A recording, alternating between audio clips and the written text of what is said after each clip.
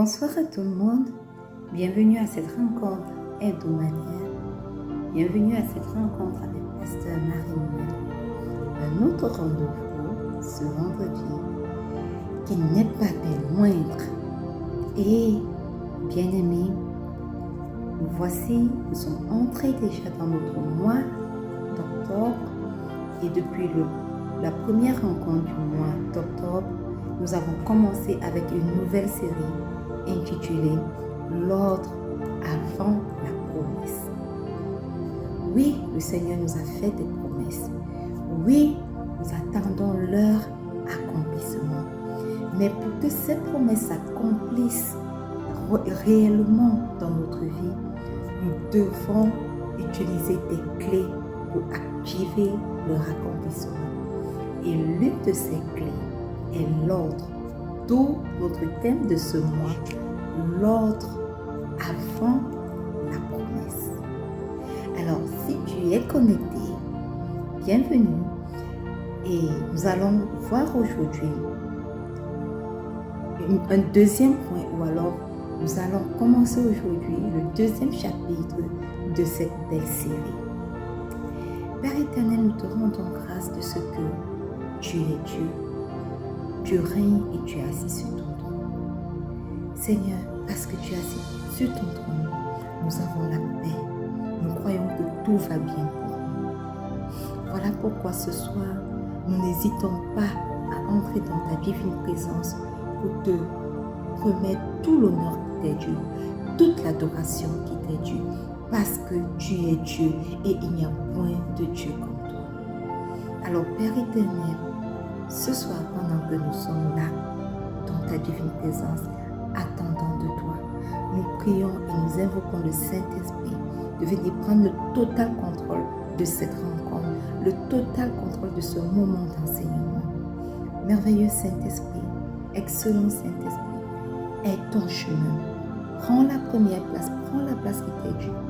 Dirige-nous et que ta parole qui sorte ce soir sorte avec puissance, précision et acuité pour enseigner, pour corriger, pour donner des atouts, capacités, quelqu'un ce soir, au nom puissant de Jésus. Manifeste-toi, Saint-Esprit. Prends le total contrôle, sature l'atmosphère spirituelle de ce lieu. Prends le total contrôle de l'instrument que je suis entre tes mains et manifeste-toi au nom puissant de Jésus. Alléluia. Mes frères et mes sœurs, alors un bref aperçu du chapitre précédent. Dans le chapitre précédent, nous avons contemplé la fidélité inébranlable de Dieu. Et nous avons parlé de Dieu qui est l'auteur de nos promesses. Et nous avons vu comment, dans des situations impossibles, il s'est manifesté pour accomplir ses promesses. Nous avons vu que Dieu reste fidèle. Et à travers des personnages comme Abias, Anna et Beth-Melech, nous avons vu comment le Seigneur a coopéré avec ces individus, avec ces personnages qui sont restés fidèles à lui pour accomplir les promesses qu'il les avait faites. Alors, si vous n'avez pas écouté ce premier chapitre, je vous invite à le réécouter. Je vais vous laisser la description sur en commentaire, comme ça vous pouvez aller cliquer sur le lien qui va vous renvoyer un enseignement sur YouTube pour que vous puissiez vous imprégner de cet enseignement. C'est bien de l'écouter parce que elle constitue une base pour ce que nous allons enseigner encore ce soir. Alléluia. Et aujourd'hui, nous voulons parler d'un tout autre sujet, toujours dans l'ordre et l'ordre avant la promesse. Il s'agit de l'ordre divin dans l'accomplissement des promesses. Bien-aimés, il y a un ordre que nous devons suivre pour voir les promesses de Dieu s'accomplir dans nos vies. Dieu est fidèle et il n'agit jamais dans le désordre. Notre Dieu est un Dieu d'ordre. Et il a un rythme qui qui n'est pas forcément le nôtre. Il a une logique céleste. Il a un ordre précis. Et cet ordre, bien-aimé, est souvent invisible. Mais laissez-moi vous dire que cet ordre est toujours porteur de vie. Alléluia. Je vais vous lire Ésaïe 55, le verset 8 qui dit: Car mes pensées ne sont pas vos pensées, et vos voix ne sont pas mes voix, dit l'Éternel. Alléluia. Et ce soir, je veux vous inviter à découvrir comment l'ordre divin précède, comment cet ordre divin façonne et accomplit les promesses de Dieu dans nos vies. Alléluia. Alors le premier point que j'aimerais adresser ce soir, c'est que l'ordre divin, bien-aimé, précède toujours l'accomplissement. Dieu ne commence jamais une œuvre sans en avoir fixé déjà la fin. Et avant que la promesse ne se manifeste, il prépare le terrain, il prépare les cœurs, il prépare les circonstances même. Alors, il n'y a pas de hasard. 1 Roi, le chapitre 17, le verset 9, je vous le lis. Lève-toi, va à Sarepta, qui appartient à Sidon, et demeure là. Voici, j'ai ordonné à une femme veuve de te nourrir. Il s'agit ici d'une parole que le Seigneur donne au prophète Élie. Il demande à Élie d'aller à Sarepta. Mais avant qu'Élie n'aille à Sarepta, lui, il avait déjà préparé les circonstances. Il avait déjà préparé le cœur d'une veuve afin que cette veuve puisse prendre soin d'Élie. Donc, avant même qu'Élie n'arrive à Sarepta, Dieu avait déjà parlé au cœur de cette veuve-là. Elle semblait pauvre, insignifiante, mais, bien-aimée, elle portait déjà en elle la provision divine pour le prophète Élie. Voyez-vous comment le Seigneur agit? Il te donne un ordre, il te donne une promesse, il te donne un ordre, une instruction. Et quand il te donne cet ordre, ce n'est pas un hasard, il a déjà tout façonné. Les circonstances, les personnes qui devront agir, les personnes qui devront intervenir. Amen. Mes frères, mes sœurs, Dieu a déjà ordonné quelque chose pour toi, pour vous. Dieu a déjà ordonné des ressources pour vous. Quel que soit ce que vous voulez, quelles que soient les promesses qu'il vous a faites, il a déjà ordonné des ressources pour vous. Ce que nous appelons communément le hasard n'est pas souvent le hasard. C'est une orchestration divine parce que Dieu est le maître d'orchestre. Il orchestre toutes choses. Voilà pourquoi il dit que toutes choses concourent au bien de celui qui aime Dieu. Et en Christ, bien-aimé, tout est déjà préparé. Le salut est préparé. La grâce est préparée. La provision est préparée. Les solutions à nos multiples problèmes sont de prime abord préparées. Tout ce qu'il nous reste à faire, c'est de marcher avec foi parce que l'ordre divin nous a déjà précédés. Alléluia. Mais cet ordre, bien-aimé, cet ordre dont nous parlons ne reste pas théorique. Non. Elle ne reste pas théorique. Un ordre, pas une autre. Il ne reste pas théorique. Il devient vivant lorsque nous choisissons d'obéir. Il devient vivant lorsque nous choisissons d'y entrer avec obéissance.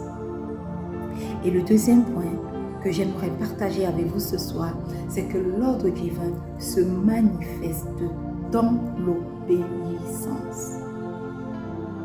Bien-aimés, la clé qui active l'ordre divin dans nos vies, c'est l'obéissance. C'est elle qui ouvre la porte de l'accomplissement des promesses de Dieu dans nos vies. Laissez-moi vous lire 2 Rois, le chapitre 5, le verset 14. Il est écrit: Alors il descendit et se plongea 7 fois dans le Jourdain, selon la parole de l'homme de Dieu.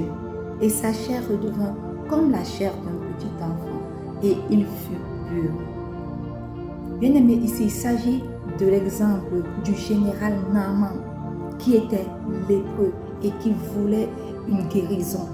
Mais dans sa tête, Naaman s'attendait à une guérison spectaculaire, à un miracle spectaculaire.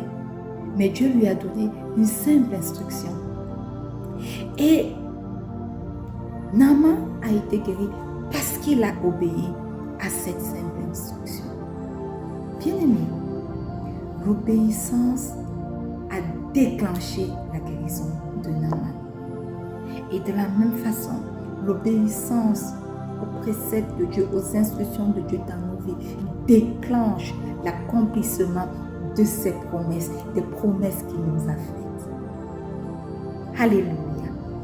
Le Seigneur ne change pas ses instructions par nos humeurs, non. Naaman au début a été frustré, mais cela n'a changé en rien parce qu'il se disait, est-ce qu'on n'a pas de cours d'eau, beaucoup plus de cours d'eau en Syrie, mieux que le Jourdain? Pourquoi me demande-t-on d'aller me laver 7 fois, pas une fois? Cela n'a pas changé l'humeur de Dieu. Dieu lui a donné une instruction. Si tu veux guérir, plonge-toi 7 fois. Point près. Il n'est pas là pour argumenter avec nous. Alors, chaque fois qu'il nous donne une instruction, il s'attend à ce que nous obéissons, que nous ne cogitons pas, que nous ne nous posons pas de questions, que nous lui faisions entièrement confiance pour croire que ce qu'il a dit, si nous obéissons, les promesses vont s'accomplir dans nos vies. Donc le Seigneur attend simplement de nous une réponse confiante pour pouvoir agir. Obéir sans tout à fait comprendre ce par quoi nous passons, sans tout à fait comprendre les instructions qu'on nous donne. C'est ça même ce que signifie faire confiance à l'ordre divin. Alléluia. Jésus lui-même a obéi jusqu'à la mort. Jusqu'à la mort, jusqu'à la croix, il a été obéissant. Il a dit non pas ma volonté, mais ta volonté, Père. À plus forte raison. Donc si nous voulons avoir, bien aimé, accès à toutes les promesses que le Seigneur nous a faites, prenons la clé de l'obéissance. L'obéissance va ouvrir pour nous la porte de l'accomplissement de ses promesses dans nos vies. Alléluia. Bienvenue à tous ceux qui se connectent à ce moment. C'est un honneur de vous avoir connectés. Merci de vous être connectés et j'espère que vous avez déjà été bénis et que vous continuerez d'être bénis par ces quelques mots que nous partageons aujourd'hui par la vertu du Saint-Esprit. Alléluia. Mes frères, mes sœurs, j'aimerais dire que parfois, même après avoir obéi, il faut attendre. Alléluia. Et cette attente n'est pas une punition. Cette attente est un temps de formation. Alors, ceci me fait chuter sur le troisième point que j'aimerais partager avec vous ce soir. C'est que l'ordre divin transforme l'attente en formation. Bien-aimés, nous aimons à recevoir ce que nous voulons maintenant. Alors, l'ordre divin transforme l'attente en formation. Bien-aimés, l'attente, le temps d'attente entre la promesse que nous avons reçue, l'obéissance des instructions de Dieu et l'accomplissement de ces promesses-là. Ce temps d'attente devient pour nous un moment de formation. La plupart du temps, Dieu utilise ces temps pour affiner ceux qui ont reçu des promesses. Il veut affiner ceux qu'il veut confier, ceux à qui il veut confier ses promesses. Je m'avais voulu lire les ans de Joseph dans le livre de Genèse, le chapitre 39, le verset 21. Il est écrit: L'Éternel fut avec Joseph et étendit sur lui sa bonté et il le mit en faveur aux yeux du chef de la prison. Bien-aimé, quand on lit l'histoire de Joseph en prison, on a l'impression que Joseph a été oublié, n'est-ce pas? Mais laissez-moi vous dire, comme on l'a dit plus tôt, il n'y a pas de hasard avec Dieu. Joseph n'était pas oublié en prison, non. Joseph était formé pendant tout son temps en prison. La prison n'était pas un échec pour lui. Non, la prison n'a jamais été un échec pour Joseph. La prison est devenue pour lui un creuset où Dieu était en train de l'épurer comme on épure de l'or dans le feu. Dieu préparait son cœur pour gouverner le pays d'Égypte. Alléluia. Alors, mes frères, mes sœurs, ne méprisez pas les saisons d'attente. Si le Seigneur ne vous donne pas encore ce qu'il a promis, c'est qu'il vous forme pour que vous puissiez porter cette promesse sans toutefois corrompre cette promesse. Alléluia. Il a besoin de vous épurer pour pouvoir vous confier cette mission, pour que cette promesse s'accomplisse dans vos vies. Donc, mes frères, mes sœurs, apprenons à attendre l'heure, le temps parfait de l'accomplissement de Dieu en Christ. Alléluia. Parce que en Christ, les promesses de Dieu s'accomplissent toujours pour nos vies. Et souvent encore, mes frères, mes sœurs, Dieu choisit des instruments inattendus. Je pense que nous en avons parlé la semaine passée pour accomplir ses promesses. Parce que son ordre défie notre logique humaine. Alléluia. Cela me fait chuter sur le 4e point qui est l'ordre divin utilise des instruments inattendus. Amen. Bien-aimé, Dieu aime à passer par des personnes humbles, des personnes discrètes, des personnes fidèles. Ce qui semble insignifiant devient souvent la clé même du dessein divin. Laissez-moi vous lire Exode 1, le verset 17. Mais les sages femmes craignaient Dieu et elles ne firent point ce que le roi d'Égypte leur avait dit. Elles laissaient vivre les enfants mâles.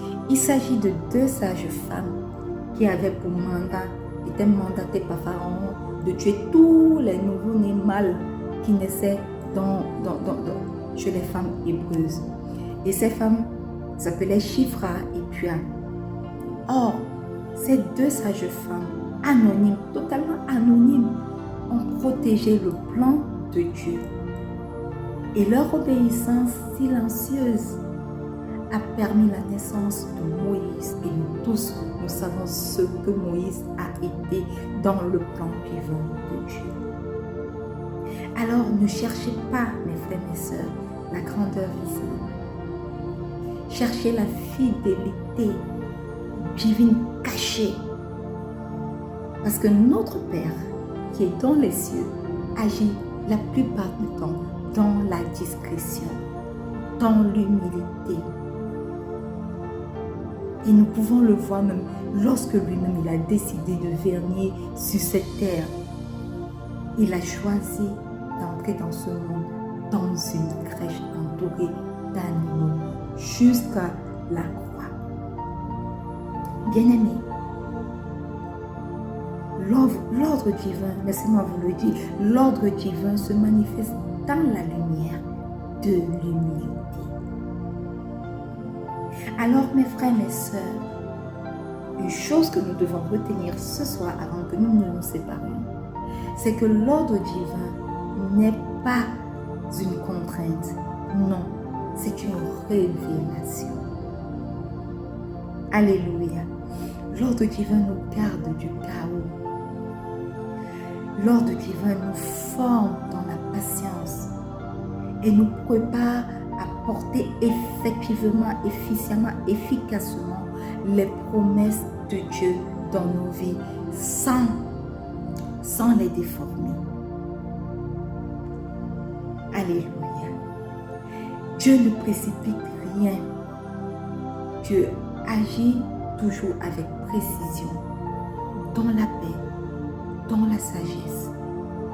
Et si nous, mes frères, mes sœurs, nous apprenons à marcher dans cet ordre-là, nous verrons alors la confusion dans nos vies céder la place à la paix.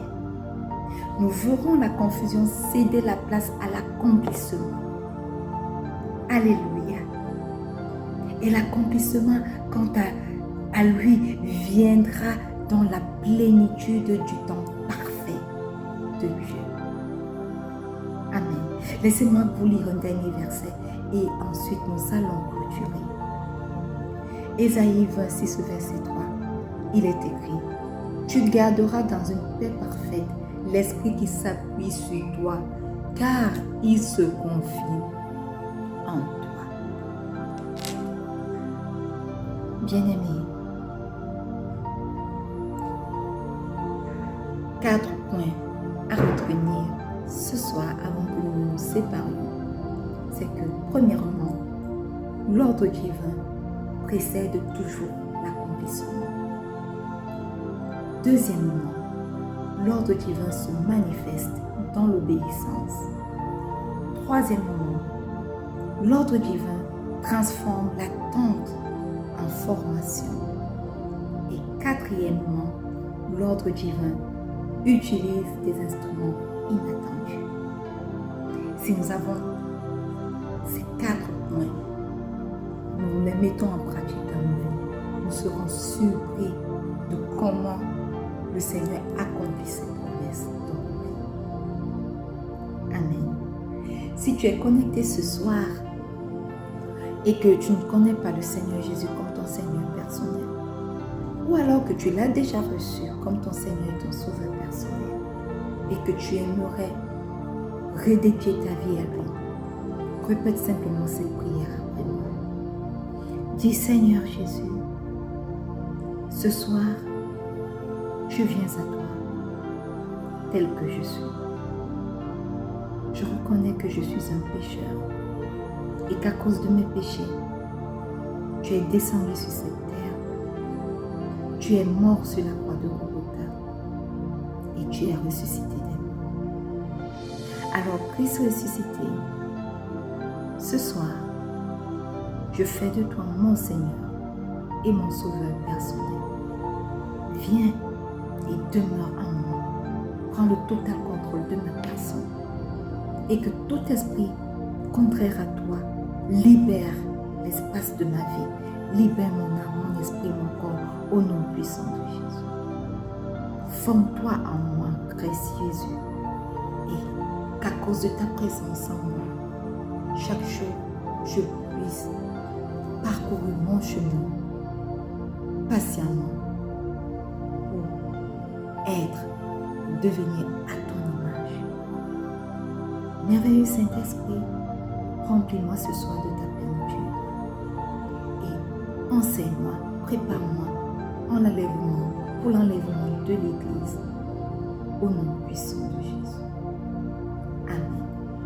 Bien-aimé, si tu as fait cette prière, sache que tu es né de nouveau ou alors que tu as simplement redédié ta vie à Jésus.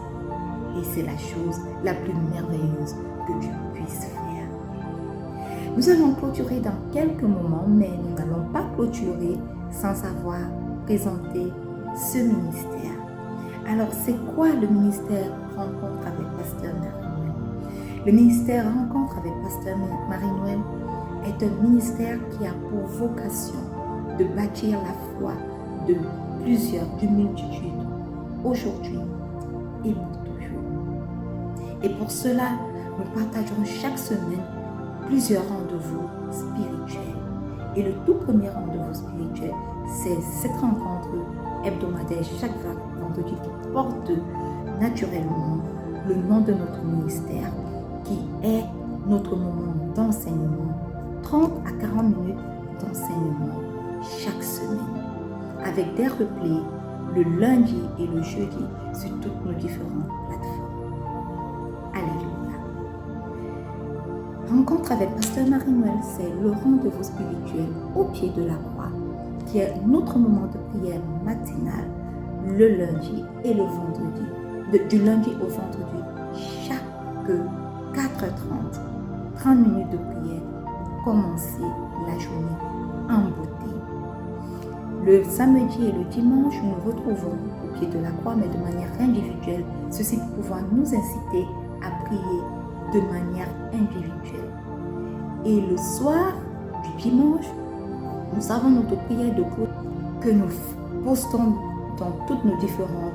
sur toutes nos différentes plateformes.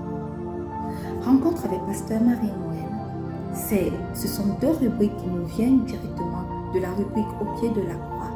C'est le verset de la semaine qui nous permet d'ouvrir notre semaine sur une touche particulière. C'est la déclaration « Déclare avec moi » qui nous permet de donner une intonation forte à notre début de semaine. Donc nous déclarons quelque chose de fort à notre semaine, nous commandons notre semaine pour que notre semaine marche selon l'instruction que nous avons reçue et la direction que nous avons reçue à travers le verset de la semaine. Rencontre avec Pasteur Marie-Noël, c'est la rubrique Hear Through the Bible qui nous permet de lire, méditer et écouter la parole de Dieu au quotidien. Alors, la lecture est publiée sur notre page et sur notre groupe Facebook tous les jours. Et elle est disponible en version audio et aussi bien en version numérique. Le prochain rendez-vous spirituel de rencontre avec Pasteur Marie-Noël, c'est une parole d'encouragement qui est un message court de 3 à 6 minutes pour fortifier nos cœurs avec des replays chaque mardi et chaque samedi à 10h00 sur nos différentes plateformes. Et un autre rendez-vous qui n'est pas le moindre, c'est Rechercher la face de Dieu, qui propose une citation chrétienne inspirante couplée à un verset biblique et qui est approfondie à un article spirituel sur notre site web et également en mini-vidéo. Nous vous invitons par ailleurs à visiter notre site web. Je vais vous laisser le lien en commentaire. Mais pour visiter notre site web, tapez simplement www.rencontreavecpasteurmarienoël.org pour découvrir de nombreux articles qui nous nourriront au quotidien. Un minimum de 3 articles sont postés chaque semaine. Allez et découvrez. Et nous avons enfin lancé récemment notre groupe WhatsApp de prière spécialement pour les femmes intitulé Lever pour vaincre. C'est un espace dédié à encourager, à soutenir les femmes dans leur vie familiale, dans leur vie personnelle et également dans leur vie spirituelle. Alors, si tu es une femme, je m'adresse à toi aujourd'hui. Le lien est juste au niveau du commentaire. Abonne-toi. Et toutes ces rubriques ont été créées pour nous accompagner, nous toutes, nous tous, dans notre cheminement au quotidien avec Dieu. Et par la vertu du Saint-Esprit qui nous guide, certainement beaucoup d'autres rubriques seront encore développées. Alors n'hésitez pas à nous rejoindre sur nos différentes plateformes pour qu'ensemble nous puissions grandir dans la foi et la victoire.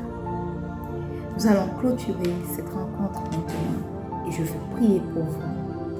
Alors étendez vos mains vers moi, tandis que j'étends ma main vers vous. J'aimerais vous lire d'abord Deutéronome, le chapitre 28, verset 12. L'Éternel ouvrira son bon trésor, le ciel, pour envoyer à ton pays la pluie en son temps et pour bénir tout le travail de tes mains. Tu prêteras à beaucoup de nations et tu n'emprunteras point.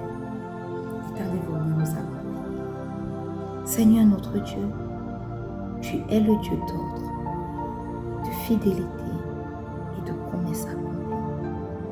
Tu ne fais rien au hasard, mais tu disposes toutes choses selon ton plan parfait. Aujourd'hui, nous choisissons de nous aligner à ton ordre divin au nom puissant de Jésus. Nous renonçons à la précipitation, à l'impatience, à la confusion tout au nom puissant de Jésus. Nous voulons marcher, ô Dieu, à ton rythme, dans l'obéissance, la paix et la foi.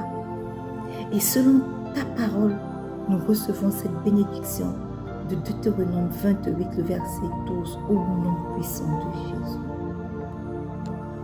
Seigneur, que le ciel s'ouvre sur nos vies au temps fixé, que la pluie de ta faveur tombe sur nos terres spirituelles, que le travail de nos mains, ô Dieu, soit béni, ordonné, fécond, que nous soyons, ô Dieu, des sources et non des fardeaux, des donneurs et non des mendiants, au nom puissant de Jésus. Nous déclarons que dans l'ordre divin, nos promesses s'accomplissent, nos cœurs s'affermissent et nos vies glorifient ton nom. Au nom puissant de Jésus, nous avons prié. Et le peuple de Dieu dit un bon Amen. Alléluia. Bien-aimés, nous sommes arrivés au terme de cette rencontre. Rendez-vous la semaine prochaine lorsqu'il sera 19h00 pour notre rencontre, mais nous avons nos replays comme nous l'avons indiqué le lundi et les jeudis. Donc si vous êtes arrivé en retard, à la fin de cette rencontre, c'est pas grave. Rentrez dans YouTube, rentrez sur nos pages Facebook, rentrez sur notre groupe Facebook, tapez rencontre avec Pasteur Marie-Noël et vous allez retomber sur le replay à 19h00. Aussi, j'aimerais vous encourager, bien-aimés, si vous n'avez pas encore une église, à trouver une église où vous allez aller communier. C'est bien de se connecter à Rencontre avec Pasteur Marie-Noël, à tous les rendez-vous spirituels.